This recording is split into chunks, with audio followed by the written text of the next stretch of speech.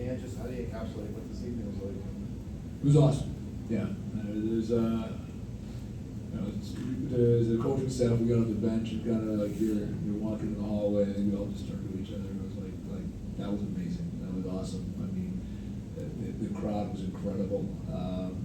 Just the passion of the fans, and then obviously to see a tribute like that, somebody who it's so obvious.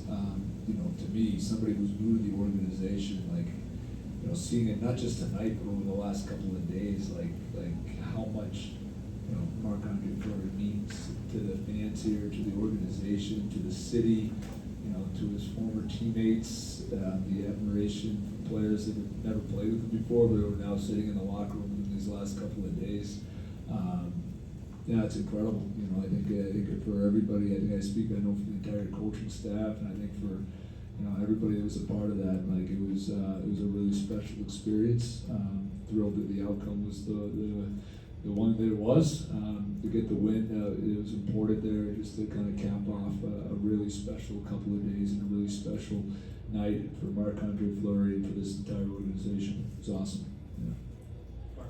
Yeah. Dan, you could ask the one about Harrison Brunick, I know, but what's the decision-making process like with his future? Because it can't go to the AHL. I'm honestly not sure how much he'd benefit going back to juniors. You would judge that better than me, but how hard of a decision is that? I think you look at this next week. There's a lot of hard decisions, and I think you factor in a lot of things with all these guys. With Brunick, but then with a number of other players, and that's part of a training camp. And so we're going through that process right now, and we're having conversations. And I'm not speaking just on him right now. I'm speaking on a lot of players that are still in this group, and so those have been ongoing, and those will continue to be big discussion points here over these next few days and this next week as we're finalizing, getting ready for the start of the regular season. But we still have some more time. We have some more games. There's still a lot of evaluation left to do here. Josh, And over here. I wanted to ask you specifically about the crowd tonight. Obviously, the last couple of years here haven't gone the way anybody's wanted, but not too long ago, the crowds were like that all the time. As if you needed an introduction as to what kind of a hockey town this really is. I mean, did you take a minute to look around and think, oh, this is a preseason game? And did you maybe think a little bit like, boy, down the road, I'd really like it to be like this every single night? Oh yeah, the energy was incredible. Tonight, but also just the last couple of days. I mean, practice facility. You're driving out of the practice facility. It's I think it's been pretty obvious too since I'm coming here. And I know that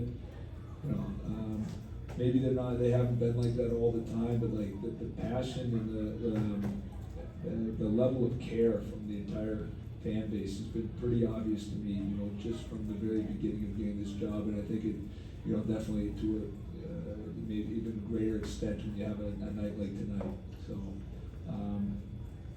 I think we knew that coming in. I mean, this is I think just an incredible sports city.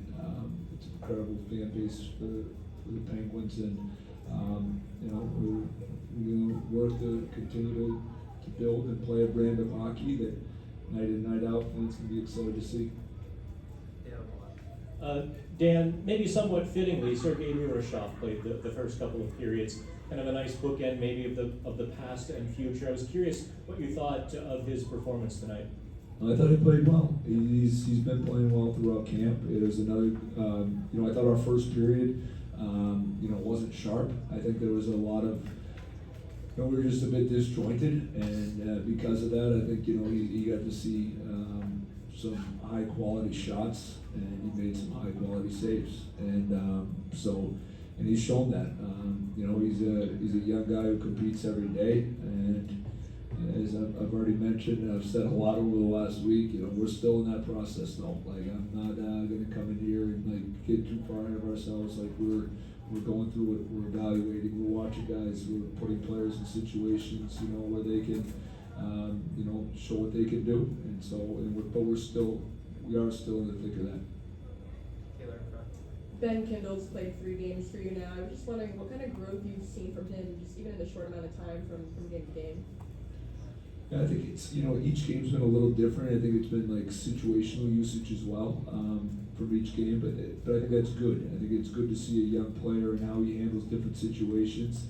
I think in the previous games a little bit more in terms of maybe minutes and, situational usage, power play, special teams not as much. Obviously the way the game went today too, there's not as much power play time in general.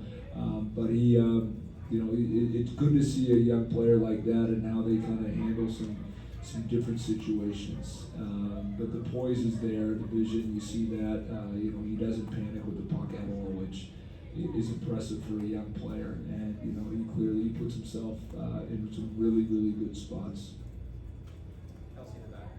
Ricardo Kell's been playing a lot of the center position throughout camp. You had him at center tonight. We also saw some minutes on the penalty kill. Obviously, in his tenure here, he's been deployed primarily as a top six winger.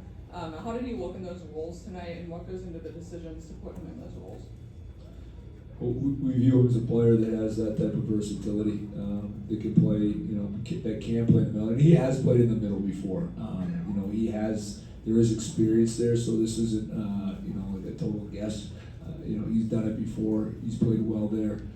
He's a player too that, and he's shown this from an offensive standpoint, even as a wing, like he's really good at attacking the middle of the ice. He's really good at finding space in the middle of the ice. You look at his game in the offensive zone and on the power play, and he's just got some great instincts there in terms of how he positions himself to be a scoring threat, but also just positions himself in the middle of the ice to be available. And so we also view him as a responsible player, a player that can be trusted on the defensive side. And, you got a player like him too, which today got a little bit of time there on the penalty kill. It was good to see. Sometimes players like him that have spent a lot of time on the power play, they think like power play players, and so like they're able to anticipate plays really well. And you combine that with, I just think his defensive awareness, a really good stick. It's something that we want to see, and so we're going to continue to look at that, and we're going to continue to look at other options. But now's the time to see things like that, where these are, it's early, and it gives us an opportunity to kind of see, what kind of versatility and what kind of options could be available.